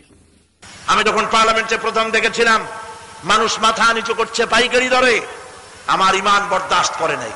আলহামদুলিল্লাহ, একজন স্পিকারের সামনে, একটা মানুষের সামনে, প্রধানমন্ত্রী সুদ্ধা 330 জন মানুষ রুকু দিয়ে ঢুকতেছে সমানে। আমি নতুন গেছি, জীবনে যাই নাই, আমি তো অবাক, এরকম করে কেন? আমি পাশের লোকের জিজ্ঞেস করলাম, ভাই এরা রুকু দেয় কেন? কয় যে না, রুকু না, এটা নিয়মই হলো স্পিকারকে মাথা ঝুঁকাইয়া সম্মান প্রদর্শন করিতে হইবে। পাইছেন কই? তারপর বই দেখাইলো যে এর মধ্যে আছে। আলহামদুলিল্লাহ, আল্লাহ আমাকে দিয়ে বলাইছে, আমি মানি নাই। আমি দাঁড়িয়ে গিয়েছি, আমি বলেছি স্পিকার সাহেব এই আইন মানি না, আমার ঈমান বাধা দেয়, এটা মানতে পারি না। আল্লাহ ছাড়া মুসলমান কারো সামনে মাথা নত করতে পারে না। বললাম, স্পিকার সাহেব আল্লাহর রাস্তায় এই আইন তুলে দিতে হবে, আপনার সামনে লোকেরা সালাম দেবে, আপনিও সালাম দেবেন, অমুসলিম যারা আছে তাদের ধর্ম মতে যা খুশি তাই করবে, কিন্তু মুসলমানেরা মাথা নত করতে পারবে না। 15 মিনিট কোরআন হাদিস দিয়ে বক্তৃতা করলাম। আলহামদুলিল্লাহ, স্পিকার সাহেব মারা গেছেন আজ, হুমায়ুন রশিদ চৌধুরী, আল্লাহ তাআলা মাফ করুন, বলেন আমিন। তিনি আমার দিকে তাকিয়ে পুরা বক্তব্য শুনলেন আর বললেন, মাওলানা সাহেব আমি আপনার বক্তব্যের সাথে একমত হয়ে গেলাম, কিন্তু আমি এইটাকে এখনই কার্যকরী করতে পারবো না। এটা নিয়ম হচ্ছে আপনি আমাকে নোটিশ দেবেন, সেই নোটিশ কমিটিতে আলোচনা হবে, তারপরে পার্লামেন্টে আসবে, এরপরে এই বিধানটা উঠে যাবে, প্রত্যাহার করা হবে। ইসলামী শাসন ব্যবস্থা কায়েম, শক্তিশালী সেনাবাহিনী গঠন, মাদ্রাসা শিক্ষা বন্ধের ষড়যন্ত্র বন্ধ, ধর্মনিরপেক্ষ শিক্ষা ব্যবস্থা সহ বিভিন্ন বিষয়ে জোরালো বক্তব্য রাখেন। এলাকার সমস্যার কথাও তুলে ধরেন বলিষ্ঠ যুক্তির মাধ্যমে। 1996 সালের 6 সেপ্টেম্বর তার বাজেট বক্তৃতা সম্পর্কে দৈনিক বাংলা বাজার পত্রিকা মন্তব্য করেন যে 1996 7ম সংসদে বাজেট বক্তৃতা দেওয়ার সময় দেখা গেছে প্রায় প্রত্যেক সদস্যই বাজেটের ওপর বক্তৃতা না দিয়ে কেবল রাজনৈতিক বক্তব্য রাখেন, কিন্তু একমাত্র মাওলানা সাঈদী এক অনুকরণীয় দৃষ্টান্ত স্থাপন করেন। তিনি বাজেটের ওপর বক্তৃতা করতে গিয়ে একাধারে ইসলামী অর্থনীতির ওপর বাজেটের খুঁটিনাটি দিক ব্যাখ্যা করেন। সংসদে আল্লামা দেলওয়ার হোসেন সাঈদীর ভূমিকা ছিল সাবলীল। সদ্য স্বাধীন বাংলাদেশ, যুদ্ধবিধ্বস্ত দেশটিতে তখন নানা নৈরাজ্য, পশ্চিমা শাসক গোষ্ঠীর শোষণ নির্যাতনের বিরুদ্ধে গোটা বাংলাদেশের জনগণ সোচ্চার। কিন্তু এই শোষণের অবসান কোন পথে, এ নিয়ে রাজনৈতিক মতপার্থক্য থাকার কারণে স্বাধীনতা পরবর্তী সময়ে আলেম সমাজ তৎকালীন শাসক গোষ্ঠীর কোপনালে পড়ে। তাদের উপর নেমে আসে নির্যাতনের স্টিম রোলার। জেল জুলুমের ভয়ে পালিয়ে বেড়াচ্ছেন অনেকে। আন্তর্জাতিক ষড়যন্ত্রকারীরা তৎকালীন শাসক গোষ্ঠীর সহযোগিতায় দেশে ধর্মনিরপেক্ষতাবাদের নামে ধর্মহীন সমাজতন্ত্র প্রতিষ্ঠার সুগভীর ষড়যন্ত্রে মেতে উঠেছে। এমন এক চরম অবস্থার মোকাবেলা করতে সাহসে বুক বেঁধে আল্লাহ রাব্বুল আলামিনের ওপর ভরসা করে পবিত্র মহাগ্রন্থ আল কোরআন বক্ষে ধারণ করে মাঠে নামেন মাওলানা দেলওয়ার হোসেন সাঈদী।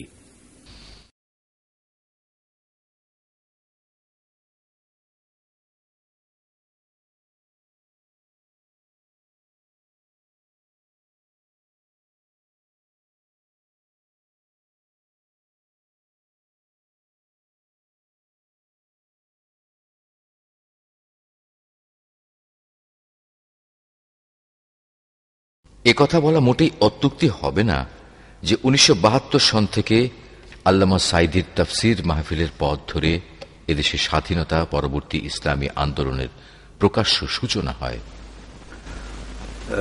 আমি ওয়াজ নসিহতের পরিবর্তে আমি তাফসীরকে প্রেফার করলাম এবং মানুষকে কোরআন বুঝাবার চেষ্টা করলাম ওই টাইমটায়। ফলে প্রথম মাহফিল করলাম তাফসীর মাহফিল পাবনায় 5 দিন। তো 5 দিন মাহফিল, মাঠে মাহফিল হয় তাফসীরের মাহফিল, এটা লোকদের ধারণাই ছিল না। লোকদের ধারণা যে তাফসীর হয় মাদ্রাসায়, তাফসীর হয় মসজিদের মধ্যে। মাঠে সর্বপ্রথম পাবনায় স্বাধীনতার পরে এই প্রথম পলিটেকনিক ইনস্টিটিউটের সামনে 5 দিন মাহফিল হলো। আমার এখনো মনে আছে, আমি আমার জীবনে কোরআনের আন্দোলন করতে গিয়ে, কোরআন শরীফ তাফসীর করতে গিয়ে কম করে হলেও 5 জায়গায় মৃত্যুর মুখোমুখি হয়েছি ডাইরেক্ট। আল্লাহ আমাকে দয়া করে হেফাজত করেছেন। একটি জায়গা হলো পাবনায় পুষ্পপাড়া আলিয়া মাদ্রাসা, কামিল মাদ্রাসা। এখানে আমি মাহফিল শেষ করে আমাকে মাদ্রাসার একটু রুমের মধ্যে খেতে দেওয়া হয়েছে। তো এখানে প্রধান মুহাদ্দিস মাওলানা নুরুল্লাহ সাহেব, তিনি আমার পাশে বসে খাচ্ছিলেন। আমি খাওয়া দাওয়া শেষ করেছি, আমি বেরিয়ে আসতেছি, এমন সময় গুলি হলো। গুলিতে আমার পাশে উপবিষ্ট মাওলানা নুরুল্লাহ সাহেব তিনি শাহাদাত বরণ করলেন। নির্ঘাত একটি মৃত্যুর হাত থেকে আল্লাহ আমাকে রক্ষা করলেন। এইভাবে বগুড়া, রাজশাহী, চট্টগ্রাম, খুলনা মোট 5 জায়গায় গুলির হাত থেকে, হত্যার হাত থেকে আল্লাহ দয়া করে তার গোলামকে হেফাজত করেছেন। একদিন আমাকে গিয়াস কামাল চৌধুরী, বিশিষ্ট সাংবাদিক, উনি আমাকে প্রশ্ন করলেন যে আপনি কি জানেন যে আপনার বিরুদ্ধে এবছর কতগুলি হরতাল হয়েছে? আমি বললাম যে আমি তো হিসাব করে রাখিনি। উনি বললেন যে আমি হিসাব করে রেখেছি, 1 বছরে আপনার বিরুদ্ধে 56টা হরতাল হয়েছে, যা বাংলাদেশের ইতিহাসে কোনো এক ব্যক্তির বিরুদ্ধে এত হরতাল হয়নি। আল্লাহর রহমত যে তারা হরতাল ডেকেছে, হরতাল ডেকে আমার কোনো মাহফিল বন্ধ করতে পারেনি। সিলেটে তাফসীর মাহফিল ছিল, তো আমি এবং মাওলানা কামালউদ্দিন জাফরি সাহেব দুজনে প্লেনে চড়েছি। আমরা সিলেট গিয়ে যখন নামবো তার আগেই ককপিট থেকে আমাকে ক্যাপ্টেন একজন লোক পাঠায় দিলেন, পাইলট লোক পাঠায় দিলেন এক কুরুকে, বললেন যে সিলেটের ডিসি আমার সঙ্গে কথা বলতে চান, আমাকে ককপিটে যেতে হবে। আমি ককপিটে গেলাম, টেলিফোন রিসিভ করলাম। ডিসি সাহেব বললেন সিলেটের যে আপনি মেহরবানি করে প্লেনটা ল্যান্ড করলে নামবেন না, সবাই নেমে গেলে আপনি একটু অপেক্ষা করবেন, আমরা উঠবো, আপনার সাথে কিছু কথা আছে। এরপরে ওনারা দুজন উঠলেন, বলে যে মাহফিলে আপনি যাবেন না, কারণ এখানে লোকেরা আপনার কি বলে হরতাল ডেকেছে, আর আপনার নিরাপত্তা দেওয়া সম্ভব হবে না আমাদের জন্য। আমার সংগঠন সিদ্ধান্ত নিল যে আনচ্যালেঞ্জ ছেড়ে দেওয়া যাবে না, সিলেট যেতে হবে এবং মাহফিল করতে হবে। দ্বিতীয় দিন রাত্রে আমি এখান থেকে আমার লোকজন নিয়ে আমরা সিলেট রওনা করলাম এবং সিলেটে পরের দিন মাগরিবের সময় আমরা পৌঁছে গেলাম। মঞ্চে গিয়ে উঠলাম, জনগণ মঞ্চে আমাকে দেখতে পেয়ে তাদের সে আবেগের কথা আমি এখনো ভুলবো না। সিলেটি জনগণ আমাকে প্রাণ দিয়ে ভালোবাসে, আমিও তাদেরকে মহব্বত করি। চট্টগ্রামে মাহফিল 25 বছরে হয়ে গেল। আমাকে আওয়ামী লীগের সময় তারাপেরের ময়দানে 144 ধারা জারি করে দিল। তারপরে মাহফিল আউটার স্টেডিয়ামে আসলো। মানুষ এত হলো ওই 5 দিনে এই আউটার স্টেডিয়ামের ভিতরে ধারণ ক্ষমতা হচ্ছে প্রায় 60,000-এর মতো। এটা মেয়ে লোকেরা দখল করলো। চতুর্দিকে রাস্তা রয়েছে 5টা না 6টা রাস্তা। আউটার স্টেডিয়াম ভরা, 6টা রাস্তা ভরা। ইনফ্যাক্ট রাত 10টার দিকে গোটা চট্টগ্রাম ডেডলক হয়ে গেল। তো আল্লাহর মেহেরবানি, এইভাবে করে যত জায়গায় বাধা আসছে, গুলি আসছে, মৃত্যুর মুখোমুখি হয়েছি, আল্লাহ তাআলা কোরআনের এই ব্যবস্থাপনাকে চালু রেখেছেন এবং সেখান থেকে নিয়ে পর্যন্ত কোরআনের এই দাওয়াত অব্যাহত রয়েছে। সবাই যার যার জায়গায় বসে পড়ুন, জায়গায় বসে পড়েন, যার যার জায়গায় বসে পড়েন, আর জোরে সোরে জিকির করেন লা ইলাহা ইল্লাল্লাহ, লা ইলাহা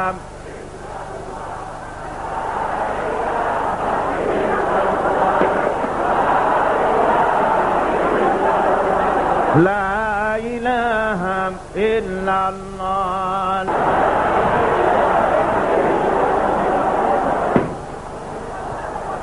আপনারা বসুন, আপনারা যার যার জায়গায় বসে পড়ুন।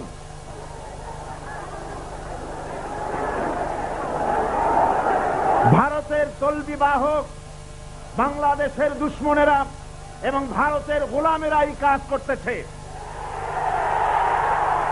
রাসূল পাকের শানে আয়োজিত বিশাল মাহফিল তাদের বরদাস্ত হচ্ছে না।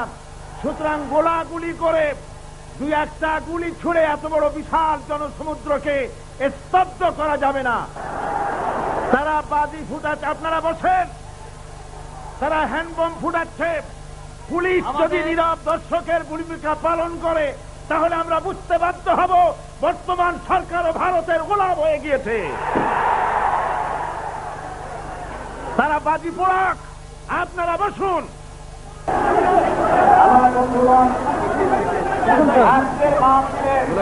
আপনারা ওয়াজ শুনে যাবেন ইনশাআল্লাহ। ইনশাআল্লাহ আমরা সবাই শহীদ হওয়ার জন্য শুধু প্রস্তুত নয়, আমরা কাজী হব ইনশাআল্লাহ। ইনশাআল্লাহ। পবিত্র কোরআনের বাণীকে মানুষের কাছে সহজ, সরল, প্রাঞ্জল ও হৃদয়গ্রাহী করে উপস্থাপনের যে যোগ্যতা আল্লাহ রাব্বুল আলামিন তাঁকে দিয়েছেন, সাম্প্রতিককালে এরকম কাউকে দেখা যায় না। তাই শুধু বাংলাদেশের আনাচে কানাচে থেকেই নয়, তার ডাক আসতে থাকে বিশ্বের বিভিন্ন প্রান্ত থেকে।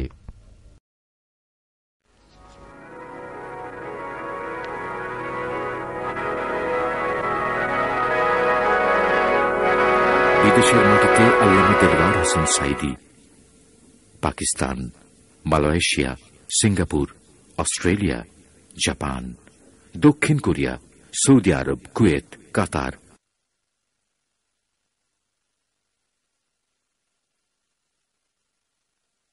বাহরাইন, আরব আমিরাত। মুঝে ये डर है कि दिले जिंदा तू ना मर जाए कि जिंदगानी इबारत है तेरे जीने से। Iran, France, Germany. পাকের এই সৃষ্টি চোখ পৃথিবীর সমস্ত মানুষ একত্রিত হয়ে কি একটা চোখ বানাইতে পারবে? Greece, Switzerland, Austria, great Britain,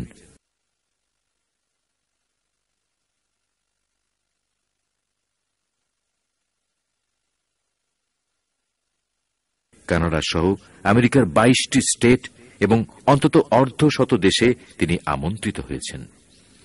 এসব দেশে হাজার হাজার জনসমাবেশে তিনি পবিত্র কোরআনুল করিমের তাফসীর করেছেন।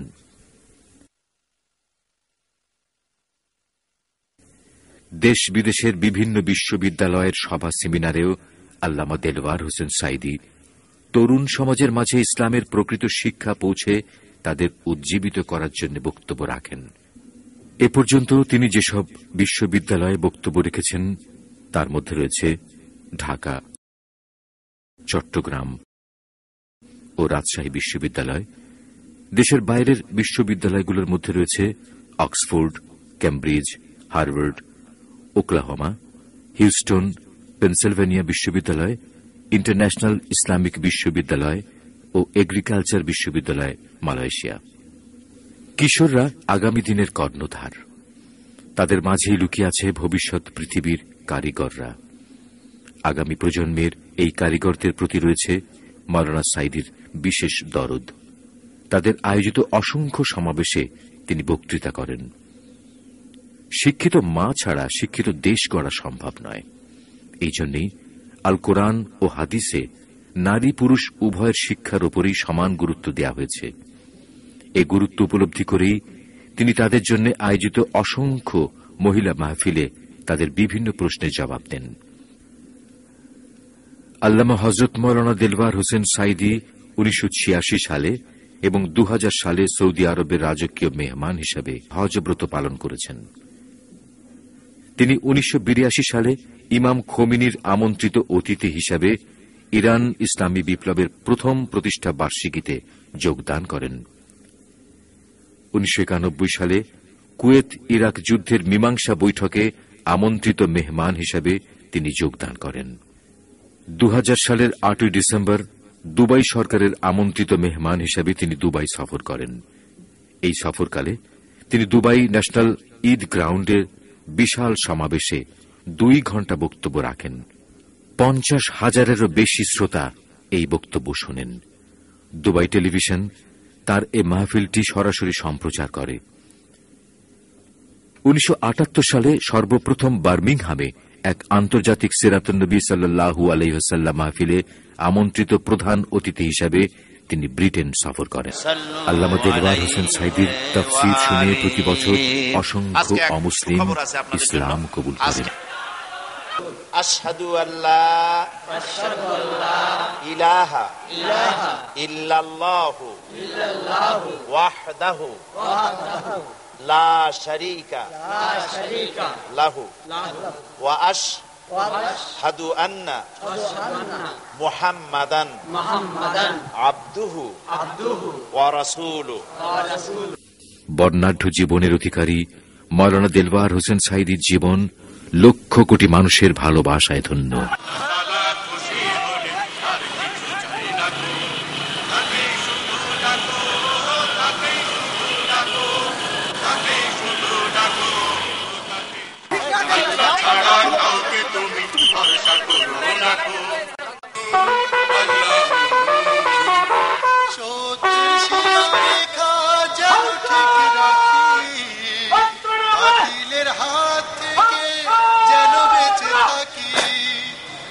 চোখে ঝরিয়ে পানি চাই যে মেহেরবানি, দেখো দয়াবান আল্লাহু সুবহান আল্লাহু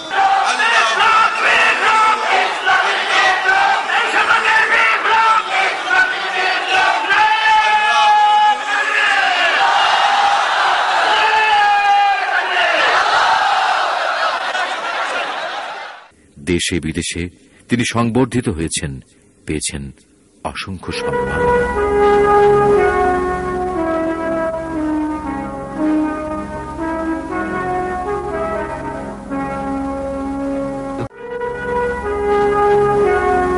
1991 সালে ইসলামী সার্কেল অফ নর্থ আমেরিকা তাকে আল্লামা খেতাবে ভূষিত করে।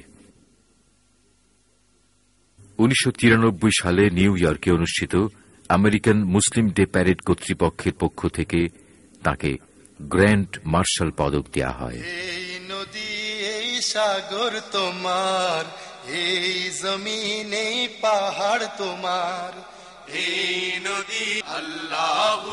মাওলানা দেলওয়ার হোসেন সাঈদীর কোনো কথাকেই ভক্তরা বাতাসে মিলিয়ে দিতে রাজি নয়। তার প্রতিটি সভা, সেমিনার ও তাফসিরুল কোরআন মাহফিলি ধারণ করা হয় অডিও ও ভিডিও ক্যাসেটে। এভাবেই তিনি পরিণত হয়েছেন ইসলামী কণ্ঠস্বরের মিডিয়া সাম্রাজ্যের একক সম্রাটে। দেশি বিদেশি পত্রপত্রিকাতেও তিনি একজন আলোচিত ব্যক্তিত্ব। সিংহ মানব বলে যাকে দেশ বিদেশে জানে, নাম শুনে যার সব মানুষের জোয়ার আসে প্রাণে। বাংলাদেশের গর্ব তিনি, বাংলাদেশি জ্ঞানী, বিশ্ব জুড়ে ছড়িয়ে দিলেন পাক কোরআনের বাণী। আল্লাহ তাআলার ওয়াদা দেখো দেখো আর রহমান, হাল জাযাউল ইহসানি ইল্লাল ইহসান, হাল জাযাউল ইহসানি ইল্লাল ইহসান। দেশি বিদেশি রেডিও টেলিভিশন চ্যানেলগুলো তার বিবৃতি ও সাক্ষাৎকার, সভা, সেমিনার ব্যাপক গুরুত্বের সাথে প্রচার করে।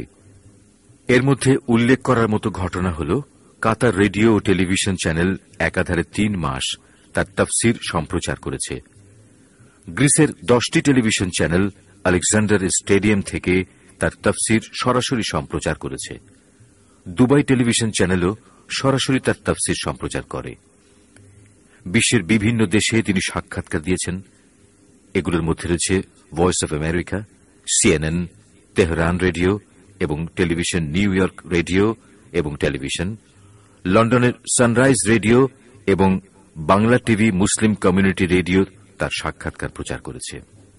এছাড়া দেশের ভেতরে বেসরকারি টেলিভিশন চ্যানেল এটিএন বাংলা ও এনটিভি তার আলোচনা, প্রশ্নোত্তর অনুষ্ঠান নিয়মিত প্রচার করে যাচ্ছে। তার কিছু বলার থাকবে না এবং নির্বাচনে আসাও তার জন্য অসম্ভব হয়ে পড়বে। মানে এই রাজনীতিটা ব্যক্তিগত পর্যায়ে পৌঁছে গেছে। জি, ব্যক্তিগত পর্যায়ে একটা হিংসা, একটা জেলাসি বলতে পারে। জি, বাংলাদেশের রাজনৈতিক অঙ্গনে এটা খুব লক্ষ্য করা যায়। সেই জন্য উনি আমাকে বাধা দেওয়ার জন্য, টেনশনে থাকার জন্য, আমি যেন উন্নয়নের কাজ না করতে পারি, এটার জন্য তিনি এই প্রতিহিংসামূলক কাজ করে যাচ্ছেন। তবে এখন আমার বিরুদ্ধে যখন রায় হলো, এই রায়ের পরে তো পিরোজপুরে জনগণ মাঠে নেমে পড়েছে। হিন্দুরাও এই মিছিলে ছিলেন এবং হিন্দুরাও আমাকে ভোট দিয়েছিলেন নির্বাচনের সময়। তারপরে মহিলারা, পুরুষেরা। খুব ভালো লাগলো যে বাংলাদেশের সংখ্যালঘুরা আপনাকে ভোট দিয়ে নির্বাচিত করতে সাহায্য করেছে। এবং আমি এখানে আসার আগেই তো দুর্গাপূজার মিটিং করে আসছি আমি ডিসি সাহেবের কনফারেন্স হলে। সেখানে আমার জেলার, পুরা জেলার হিন্দুদের পূজা কমিটির সভাপতি, সেক্রেটারি তারা সহ উপস্থিত ছিলেন এবং তারা সেখানে বক্তব্য রেখেছেন, আমি প্রিজাইড করেছি। তারা বলেছেন যে, আমার কথা বলেছেন যে উনি এমপি হওয়ার পর থেকে আমাদের এলাকায় কখনো কোনো সাম্প্রদায়িক সম্প্রীতি বিনষ্ট হওয়ার মতো কোনো কারণ ঘটেনি। আর আমি গত দুর্গাপূজায় তাদের জন্য সরকারের কাছ থেকে 60 মেট্রিক টন চাল আদায় করেছিলাম ওনাদের পূজার জন্য, যা অন্য কোনো জায়গায় হয়নি বলেই পত্রপত্রিকা লিখেছে। সত্য সুন্দরের আলো নিভিয়ে দিতে সবসময় তৎপর শয়তান ও তার দোসররা।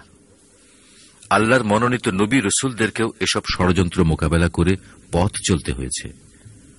সর্বকালের সর্বশ্রেষ্ঠ মানুষ হযরত মুহাম্মদ মুস্তাফা সাল্লাল্লাহু আলাইহি ওয়াসাল্লাম, তার সাহাবী, তাবেঈন, তাবে তাবেঈন সবাইকেই মানবতার দুশমন ষড়যন্ত্রকারী ইবলিসের সম্মুখীন হতে হয়েছে। হযরত মাওলানা দেলওয়ার হোসেন সাঈদীর সামনেও তার পথ রোধ করতে দাঁড়িয়েছে ইবলিস ও তার দোসররা। ইবলিসের দোসর ধর্মনিরপেক্ষতাবাদী ও সাম্রাজ্যবাদী শক্তির এদেশি এজেন্টদের পক্ষ থেকে মাওলানা দেলওয়ার হোসেন সাঈদীর মাহফিলে অব্যাহত বাধা আসতে থাকে। 1988 সাল থেকে 1989 সালের দিনগুলো পর্যন্ত তার তাফসিরুল কোরআন মাহফিল ঠেকাতে শুধু আঞ্চলিক হরতালই ডাকা হয়েছিল 56 বার। কিন্তু আল্লাহর অশেষ মেহেরবানিতে একটি মাহফিলও ষড়যন্ত্রকারীরা বন্ধ করতে পারেনি। 1996 সালে জাতীয় সংসদ নির্বাচনে জামায়াত ইসলামীর মনোনীত প্রার্থী হিসেবে তিনি পিরোজপুর 1 আসন থেকে প্রতিদ্বন্দ্বিতা করেন। এই নির্বাচনে শক্তিশালী প্রতিদ্বন্দ্বীকে পরাজিত করে তিনি নির্বাচিত হন। তারাই পরাজয়কে সহজভাবে মেনে না নিয়ে আল্লামা দেলওয়ার হোসেন সাঈদীর বিরুদ্ধে হাইকোর্টে মামলা দায়ের করে। কিন্তু এ ষড়যন্ত্রও ব্যর্থ হয়, সত্যের বিজয় হয়। হাইকোর্ট আল্লামা সাঈদীর পক্ষে রায় প্রদান করেন।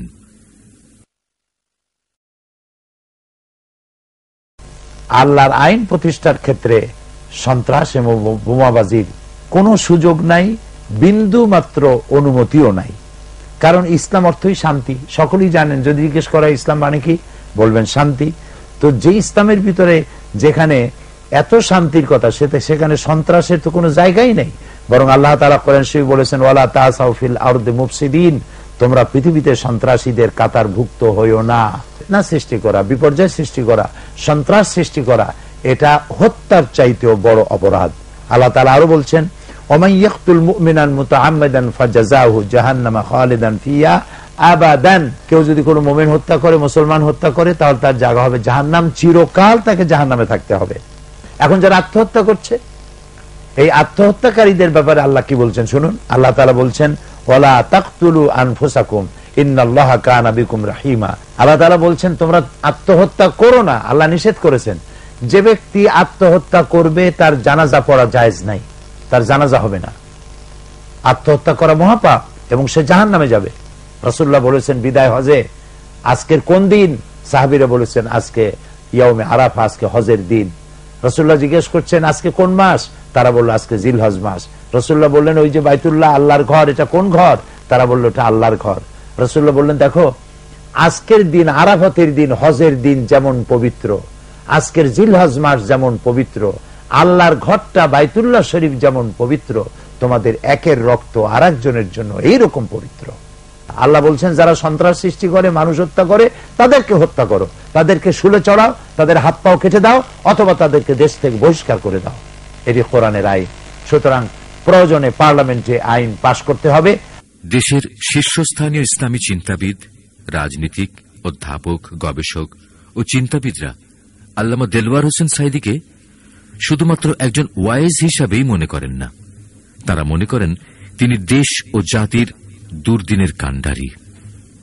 আমাদের সবার প্রিয় মানুষ হযরত মাওলানা দেলওয়ার হোসেন সাঈদী এখানে বসে জ্ঞান সাধনা করেন। কম্পিউটার ও ইন্টারনেট সহ আধুনিক সকল যোগাযোগ সুবিধা সমৃদ্ধ তার এই ব্যক্তিগত পাঠাগার। মরুবালিয়ারি পাথুরে পাহাড়, সবুজ শ্যামল ভূমি। মরুবালিয়ারি পাথুরে পাহাড়, সবুজ শ্যামল ভূমি। ইসলামের বিরুদ্ধে এবং মুসলমানদের বিরুদ্ধে, কোরআনের বিরুদ্ধে, রাসূল করিম সাল্লাল্লাহু আলাইহি ওয়াসাল্লামের বিরুদ্ধে আমাদের এই দেশে সবচেয়ে বেশি মিডিয়াগুলোকে যথেষ্ট প্রচার করে। তো এই অবস্থায় এই অন্যায় অশ্লীলতার সামনে কথাগুলো আপনার কাছে কেমন মনে হয়? এটা মূল্যায়নটা একজন লোক, নিরপেক্ষ লোক কিভাবে করবে? আমার মনে হয় যে বিষয়টা কোনো কুয়াশাচ্ছন্ন বিষয় নয়, কোনো জটিল বিষয় নয়। মানুষের ইসলাম সম্পর্কে সচেতনতা এবং জানার আগ্রহ আগের থেকে বেড়েছে বলে আমার মনে হয়। কারণ একসময় এই দেশে ইসলাম একটি পূর্ণাঙ্গ জীবন ব্যবস্থা, এই কথাটা লোকের স্বীকারই করতে হবে।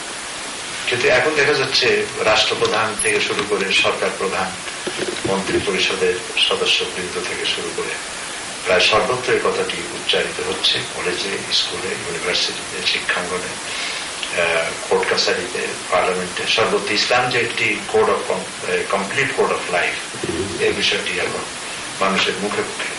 ফলে ইসলামের প্রচার প্রসার যতটা বেড়েছে, বিরোধিতাও ততটাই বেড়েছে। এবং বিরোধিতাটা হচ্ছে যতটা সায়েন্টিফিক পদ্ধতিতে, প্রচারটা ওইভাবে সায়েন্টিফিক পদ্ধতিতে এখনো আসে। আমি মনে করি যে বিরোধিতাটার রেশিওটা যেভাবে, রেটটা যে ধরনের, যদি প্রচার প্রসারটা ঠিক ওইটার মোকাবেলা করার মতো এগিয়ে আসতে সক্ষম হয়, তাহলে আলহামদুলিল্লাহ এটা খুবই জটিল এবং কঠিন বিষয় হবে। অশ্লীলতার ছড়াছড়ি শুরু হয়েছে। আপনি যদি সুন্দরী পদ্ধতির দিকে তাকান, যে হারে এটা প্রসারিত হচ্ছে এবং যে হারে এটাকে উৎসাহিত করা হচ্ছে বিভিন্নভাবে, এটা মুসলমানদের জন্য অত্যন্ত একটা আতঙ্কের বিষয়। এর মধ্যে এইডস এর প্রতিরোধ করতে গিয়ে যে ধরনের নোংরা ভাষায় বিজ্ঞাপন ব্যবহার করা হচ্ছে, এগুলোর ব্যাপারে জনগণের কিছু লোক হয়তো যদি ধারণা করে যে ধরনের প্রতিবাদ, যে ধরনের ভূমিকা ব্যক্তিগতভাবে আপনার কাছ থেকে আসা উচিত ছিল, সে ধরনের ভূমিকা কি আসলে পালিত হচ্ছে? আপনার কি মনে হয়? একদিকে একজন ব্যক্তি, আবার অন্যদিকে আমি সংগঠনের একটি অংশ, সংগঠনের একজন কর্মী।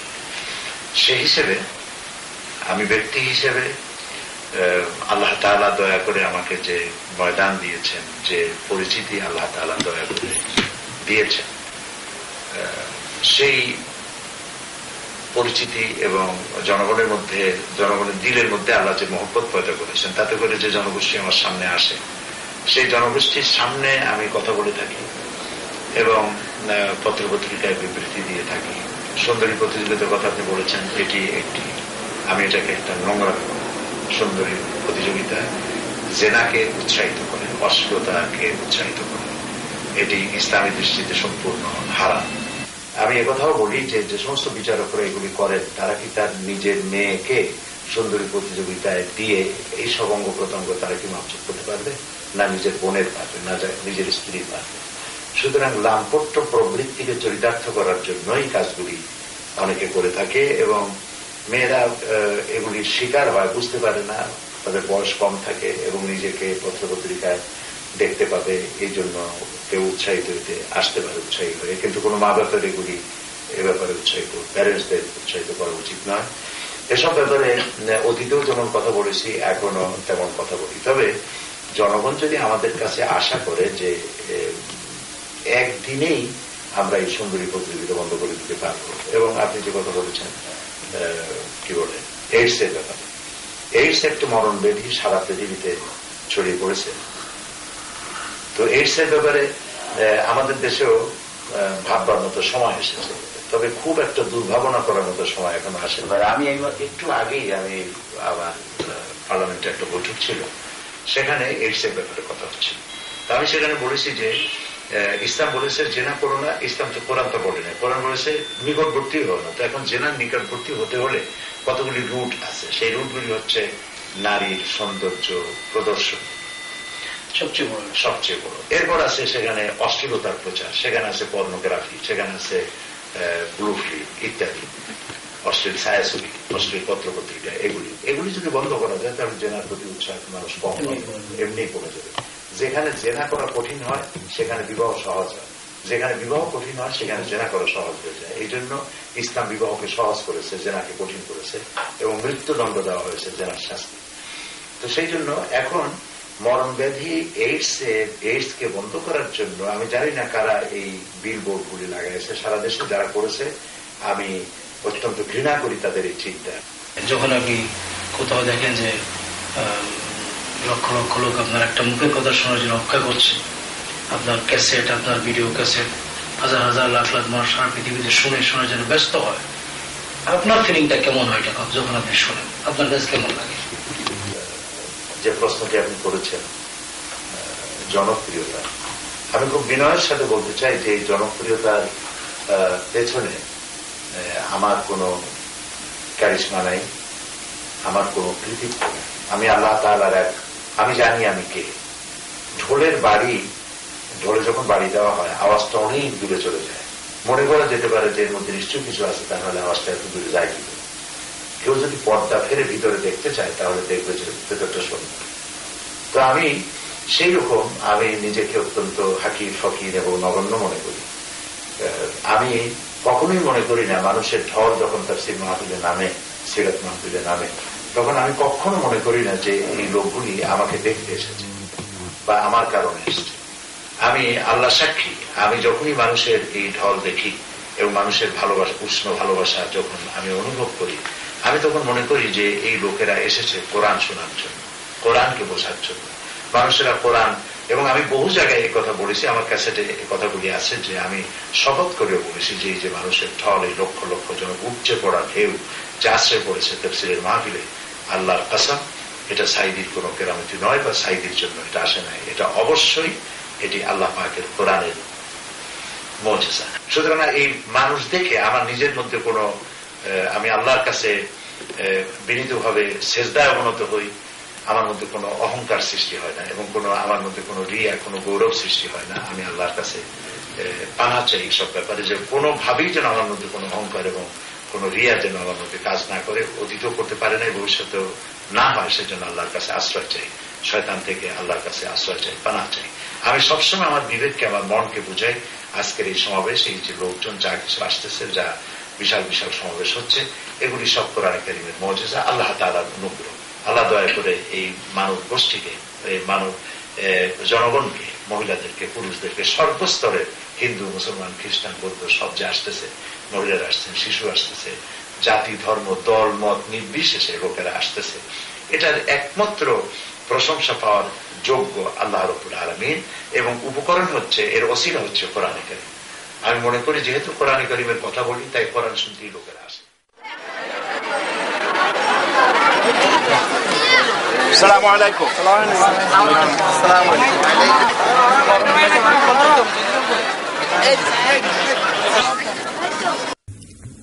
আল কোরআনের এই ঝান্ডা বাহকের পথ চলা হোক আরো গতিময়।